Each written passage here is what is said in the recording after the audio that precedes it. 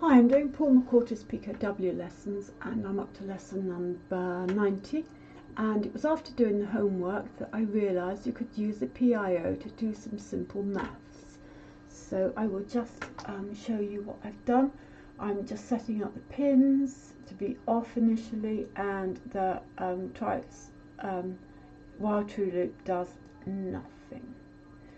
So I'm setting up x to be 11, y to be 0, y to be 2, and what I wanted to do is to subtract 2 from 11 and display on the LEDs.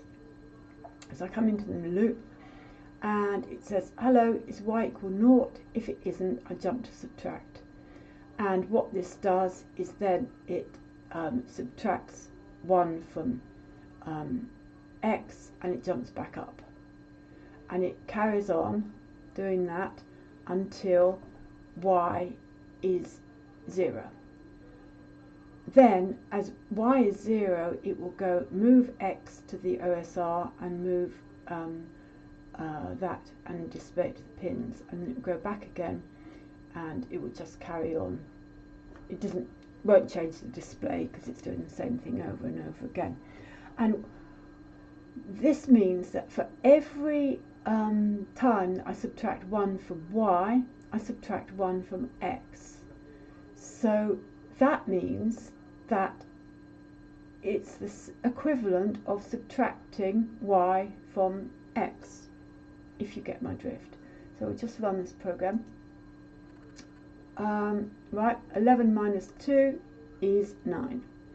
We'll try changing it to 7 and 4, for example. Run again. 7, 4, 3. Yep, that works. And if you go 7 minus 7, they go out. Very simple program. Now, you can do it to add. The setup is exactly the same, and I've got my x and y, and this time it doesn't matter whether x is bigger than y or not. So we go in and say, hello, is y equal to 0? If it isn't, I jump to add.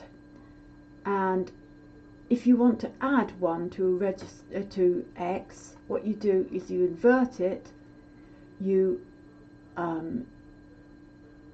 subtract 1 by using jump to the next label, and then you invert it again and you jump back up. So that bit there, as in the previous thing, for every time I subtract 1 from y there, I add 1 in that bit to x. And when y gets to 0, I jump to add done, which is down there. And all add done is it says, right, you finished doing everything. I'm just going to move x to the OSR and display on the pins. So we've got 7 and 8. We'll try running that. 7 and 8, yep, 15. We'll try, we can make it bigger than,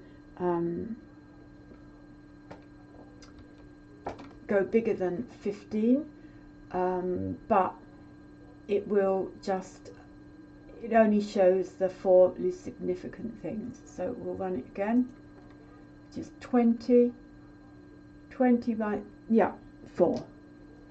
Works wonderfully.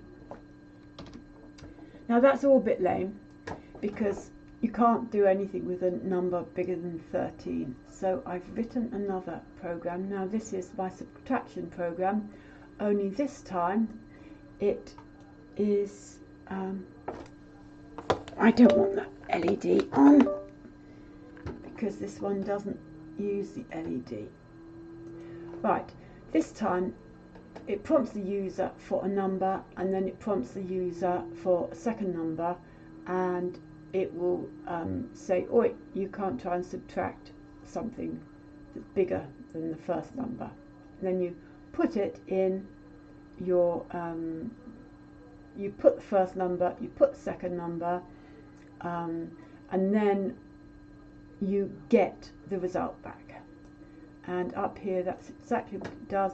You pull X, you pull Y, it does everything until it's finished, and where that displayed on the LED before, it's pushing it back out.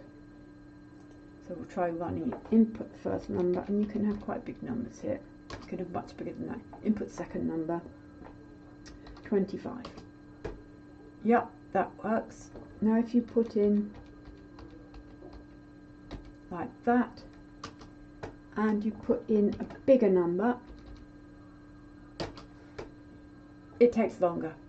And if you put in a very big number, so if you put in 1, 2, 3, 4, 5, 6, 7, 8, 9, and you tried to subtract 1, 2, 3, 4, 5, 6, 7, 8, 8, it would take forever, so we won't do that. And my third and last program is doing exactly the same thing.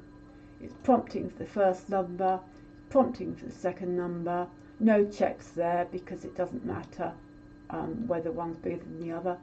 You put them and you get it back. So there again, we're just pulling, moving it to X, pulling, moving it to Y, and down here pushing it back.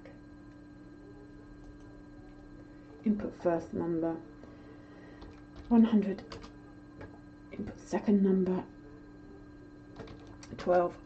Yep, it works. And you can go input a very big number, and like that. And I just thought that was quite an interesting thing to do. But I'm sure a lot of people, a lot of you hunter-gatherers would know all about it, but I thought about it in the bath and I thought, oh yes, I will try that. So that's my program.